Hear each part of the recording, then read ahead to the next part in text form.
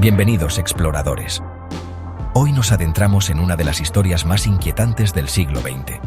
Un relato que desafía nuestra comprensión de la mente humana y el poder de la manipulación.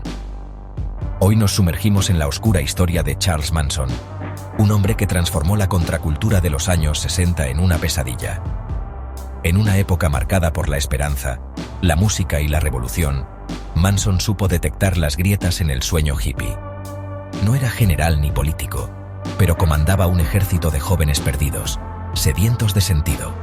Muchos de ellos huían de hogares rotos, de una sociedad que no los comprendía, y encontraron en él una figura paternal, casi mesiánica. Manson emergió del sistema penitenciario con una visión apocalíptica y un carisma salvaje. Su tiempo tras las rejas solo afiló su capacidad para leer a las personas y manipularlas. Ofrecía a los marginados una familia, un propósito y la promesa de una verdad oculta. Les hablaba de amor y libertad, pero también de un inminente desastre que solo ellos podrían sobrevivir. Su poder no venía del dinero ni de las armas, sino de su habilidad para explotar las inseguridades de los demás. Sabía exactamente qué decir para que sus seguidores se sintieran especiales, elegidos. Les pedía rendirse por completo, su voluntad, su identidad, su pasado. Poco a poco, los despojaba de todo lo que los hacía únicos, hasta que solo quedaba la devoción ciega. A cambio, les prometía libertad, pero solo les entregaba una nueva forma de esclavitud. La vida en el rancho era dura, marcada por el aislamiento y la obediencia absoluta. Manson era un espejo de las ansiedades de una generación a la deriva. Encarnaba tanto sus sueños de cambio como sus peores temores de destrucción. Les prometió una utopía, pero construyó una prisión psicológica. El paraíso prometido se convirtió en una jaula invisible, donde la libertad era solo una ilusión. ¿Cómo pudo un hombre tan insignificante ejercer tal control? Porque llenaba los vacíos de quienes lo seguían, ofreciéndoles respuestas simples a preguntas complejas. Era un profeta, sí, pero el apocalipsis que predicaba era uno que él mismo pretendía crear. Su visión era destructiva, alimentada por el caos y la desesperanza. Su historia es un recordatorio de lo fácil que es manipular a los vulnerables. Nos obliga a preguntarnos, ¿qué haríamos nosotros en su lugar, en ese tiempo y contexto? Así comenzó la leyenda oscura de Charles Manson, un hombre que convirtió el sueño de una generación en su peor pesadilla. La historia de la familia Manson nace en Haight-Ashbury, epicentro del verano del amor. En este barrio vibrante y caótico de San Francisco, miles de jóvenes buscaban un nuevo sentido de pertenencia, libertad y amor, lejos de las normas tradicionales. Manson llegó como un músico errante, ofreciendo hospitalidad y comprensión a jóvenes desilusionados. Su presencia magnética y su habilidad para leer a las personas lo convirtieron rápidamente en una figura central entre los buscadores de sentido. Su método era simple: detectar necesidades emocionales y convertirse en la respuesta. Escuchaba, aconsejaba y prometía aceptación incondicional, algo que muchos nunca habían experimentado. Pronto, un círculo de mujeres devotas lo rodeaba, creando la ilusión de una comunidad amorosa y solidaria, donde todos eran bienvenidos y nadie era juzgado. La música era su herramienta de adoctrinamiento. Sus canciones eran sermones disfrazados, llenos de mensajes ocultos y promesas de un mundo mejor. El uso de drogas psicodélicas y la repetición constante de sus ideas disolvían las identidades individuales. Bajo la influencia de LSD, los límites entre realidad y fantasía se desvanecían, y Manson se volvía aún más influyente. Manson se convirtió en el centro de su universo, dictando pasado, presente y futuro. Sus seguidores lo veían como un guía espiritual, un profeta capaz de revelar verdades ocultas. Lo que parecía una comuna hippie era en realidad una jerarquía con Manson en la cima, controlando cada aspecto de la vida de sus seguidores. Aislaba a sus seguidores, convirtiéndose en su única fuente de verdad y distorsionando su percepción del mundo exterior. Haight-Ashbury fue el terreno fértil donde la búsqueda de amor y libertad se transformó, poco a poco, en devoción ciega y sumisión total. Así comenzó la secta más infame de la contracultura estadounidense, una historia que cambiaría para siempre la imagen del sueño hippie. La familia se trasladó al rancho Spahn, un set de cine en ruinas convertido en fortaleza. Allí, la ilusión de libertad dio paso al control absoluto de Manson. La vida era una mezcla de comunalismo y manipulación brutal. Manson orquestaba rituales, manipulaba relaciones y usaba LSD para quebrar voluntades. Las sesiones psicodélicas no eran recreativas, eran herramientas de control y sumisión.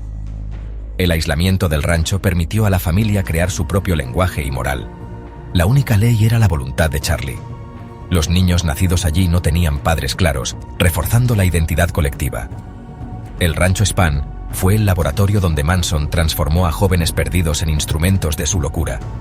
Todo era preparación para el apocalipsis que él mismo ansiaba provocar. El control de Manson era psicológico, no físico. Hacía que sus seguidores creyeran que elegían obedecer. Desmantelaba sus identidades, animándolos a confesar secretos y miedos ante el grupo. Usaba esas confesiones para manipular y mantener la incertidumbre emocional. Les enseñaba que su única identidad real era como miembros de la familia. Creó un sistema cerrado de creencias, donde él era el único intérprete de la realidad. Aislaba a sus seguidores de cualquier información externa. El miedo al abandono era su arma más poderosa. La promesa de un apocalipsis inminente justificaba cualquier sacrificio. Así, la obediencia se transformó en devoción fanática. Toda secta necesita una profecía, una historia que le dé sentido a su existencia y un propósito a sus seguidores. Sin una visión del futuro, los grupos se desmoronan. Para Charles Manson, esa profecía vino del White Album de los Beatles, un disco que él consideraba sagrado y lleno de mensajes ocultos. Manson interpretó las canciones como advertencias apocalípticas, convencido de que los Beatles le hablaban directamente a él y a su grupo. Predicó que se avecinaba una guerra racial inminente, a la que llamó Helter Skelter, inspirándose en la canción del mismo nombre. Según él, la familia tenía un papel crucial en este conflicto. Serían los elegidos para sobrevivir y guiar a la humanidad. Manson aseguraba que, tras la guerra, él y sus seguidores emergerían de su escondite y gobernarían el nuevo mundo, como profetas y líderes supremos. Esta fantasía racista y delirante se convirtió en el dogma central del grupo, uniendo a la familia bajo una causa común. Les dio propósito, identidad y sobre todo justificación para la violencia y el extremismo. Pero cuando la revolución no llegaba, Manson decidió que debían provocarla ellos mismos, convencido de que era su deber iniciar el caos. Ordenó cometer asesinatos brutales, con la esperanza de culpar a los afroamericanos y así desatar la guerra que tanto había predicho. La profecía dejó de ser una visión pasiva y se transformó en mandato de sangre, arrastrando a todos hacia la tragedia. La música, que alguna vez fue símbolo de paz y revolución cultural, se convirtió en el guión para el terror y la destrucción. Si estáis disfrutando este vídeo, no olvidéis darle like y suscribirse al canal. Así nos ayudáis a traeros más historias como esta. El apocalipsis de Manson, alimentado por delirios y canciones, estaba a punto de comenzar, marcando para siempre la historia de una época. El 8 de agosto de 1969, la fantasía de Manson se volvió realidad sangrienta. Envió a sus seguidores a Cielo Drive, hogar de Sharon Tate y otros invitados. La orden: destruir a todos dentro, sin piedad. Tex Watson lideró el asalto. Las víctimas fueron atadas y brutalmente asesinadas. Sharon fue apuñalada 16 veces. Susan Atkins escribió Pig con sangre en la puerta, intentando iniciar la guerra racial. La brutalidad de los crímenes sacudió a Los Ángeles y al mundo. La era del amor y la paz terminó esa noche, reemplazada por miedo y paranoia. Nadie entendía el motivo. El terror era el mensaje. La familia había llevado el caos de Manson al mundo real. Manson no se detuvo tras la masacre de Tate. La noche siguiente, lideró a sus seguidores a la casa de los LaBianca. Eligió víctimas al azar, buscando símbolos, no personas. Entró, sometió a la pareja y dejó que sus discípulos ejecutaran la violencia. Leno y Rosemary LaBianca fueron asesinados con brutalidad ritual. Mensajes como Death to Pigs y Helter Skelter fueron escritos con sangre. El terror se amplificó. Los Ángeles entró en pánico. La conexión entre los crímenes no fue inmediata, pero el miedo sí. Manson no logró su guerra racial, pero sí desgarró la inocencia de una era. Su legado de horror quedó sellado con estos asesinatos. Tras los asesinatos, la policía estaba perdida hasta que Susan Atkins confesó en la cárcel. Las pistas llevaron al rancho Spahn y a la detención de Manson y su círculo. El juicio fue un espectáculo mediático. Linda Kasabian, testigo clave, relató los horrores a cambio de inmunidad. Manson y sus principales seguidores fueron condenados a muerte, luego conmutada por cadena perpetua. Murieron en prisión, sin remordimiento. Los asesinatos marcaron el fin del idealismo de los 60, reemplazando sueños por paranoia.